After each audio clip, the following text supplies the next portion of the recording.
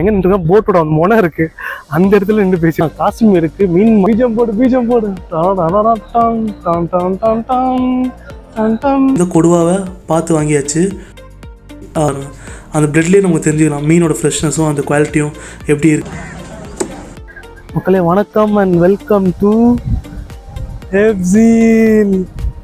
So நாம் இப்போ எங்கே வந்திருக்கோம் பார்த்தீங்கன்னா காஷ்மீருக்கு மீன் மார்க்கெட் வந்திருக்கோம். காஷ்மீரை பற்றி நிறைய பேர் தெரியுமா தெரில. மார்னிங்கில் 3 மணிலேருந்து இங்கே ஆரம்பிச்சிடும். ஃபிஷ் மார்க்கெட்டோட ஏலமாக இருக்கட்டும், மீன் விற்கிறதா இருக்கட்டும். நம்ம சண்டே நாள் தூங்கி இருந்துச்சு, தூக்கத்தில் தெரிஞ்சிருக்கோம் எப்படி இருக்குன்னு சொல்லிட்டு. தூக்கத்தில் ஒரு 8 மணி கிளம்பி ஏர்லி மார்னிங் வந்திருக்கோம். காசிம்பேட்டை பொறுத்தளவுக்கு எவ்வளோ சீக்கிரமாக போகிறோமோ அவ்வளோக்கு எவ்வளோ மீன் வந்து குவாலிட்டியாகவும் ரேட்டு கம்மியாகவும் கிடைக்கும். காலையில் 3 மணிக்கெல்லாம் பார்த்திங்கன்னா போட்டிலேருந்து மீன்லாம் இறக்க ஆரம்பிச்சிருவாங்க. அப்போ போனீங்கன்னா எவ்வளோ பெரிய மீனாக இருந்தாலும் அவங்க நீங்கள் கேட்க ரேட்டில் ஏலத்தில் கிடைக்கும். உள்ளே என்ட்ரு ஆயாச்சு, நமக்கு என்ன மீன் கிடையாது பார்க்கலாம். பீஜம் போடு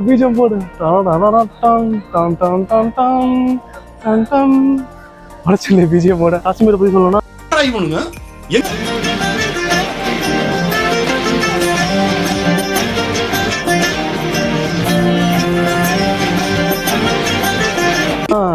மீன் மார்க்கெட்டு அவ்வளோதான். நைட்டு ஃபுல்லாக இயங்கும், காலைல ஃபுல்லாக இயங்கும், ஈவினிங்கில் கொஞ்சம் டல்லாகும், மறுபடியும் திருப்பி நைட்டு ஆரம்பிச்சிருவாங்க.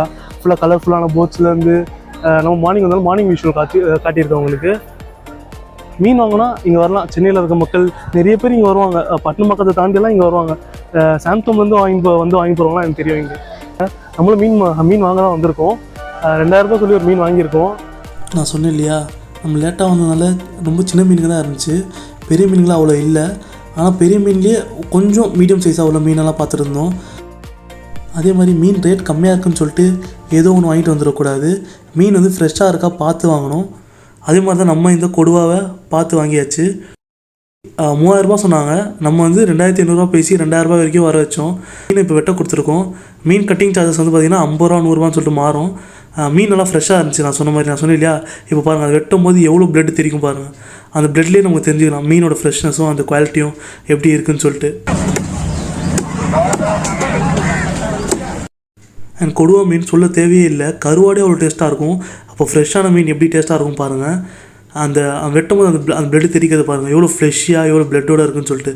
இந்த மாதிரி மீன் வந்து குழம்புலையும் வறுக்கும் போது அதனால் அந்த ஃபேட்டியாக பயங்கரமாக இருக்கும்.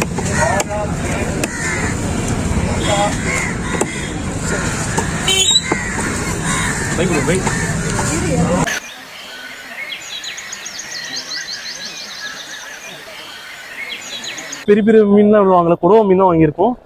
எல்லா வகையான மீனும் இங்கே கிடைக்கும். மீன் இங்கே 2000 ரூபா மீன் வாங்க முடியுமான்னு கேட்டால் அப்போல்லாம் கிடையாது. 50 ரூபாய்க்கும் மீன் வாங்கலாம், 5 லட்ச ரூபாய்க்கும் மீன் வாங்கலாம். அவ்வளோ பெரிய உள்ள கண்டெய்னர்ஸ் இறக்க மீனும் இருக்கும், சின்ன வீடுங்களுக்கு வாங்குற மீனும் இருக்கும். நம்ம இப்போது கப்பல்லேருந்து நின்று பேசிகிட்டு இருக்கோம். இந்த கடல் மட்டும் எப்போவுமே அப்படி தான். நம்ம வீட்டு வந்து கொஞ்சம் தூரம் போன கடல், ஆனால் எப்போ பார்த்தாலும் ஒவ்வொரு மாதிரியும் ஒவ்வொரு வாட்டியும் வித்தியாசமாக தெரியும். அதுதான் அந்த கடலுக்கான அழகு. நம்மளாம் இந்த கடலை பார்க்குறப்போ எப்போயும் நமக்கு தோன்ற விஷயம், கடல் அலை போல கால் தொட்டு ஒரசி, கடல் மண்ண போல நான் இல்லடி, கடலை பார்த்து கண்ணே கலங்காதே பாடா எங்க யூஸ் பண்ணீங்க செஞ்சிருவேன். மக்களை பார்த்துருக்கேன் பின்னாடி ஃபுல்லாக போட்ஸு. நான் எங்கே நின்றுருக்கேன், போட்டோட அந்த முனை இருக்குது அந்த இடத்துல நின்று பேசிகிட்டு இருக்கேன்.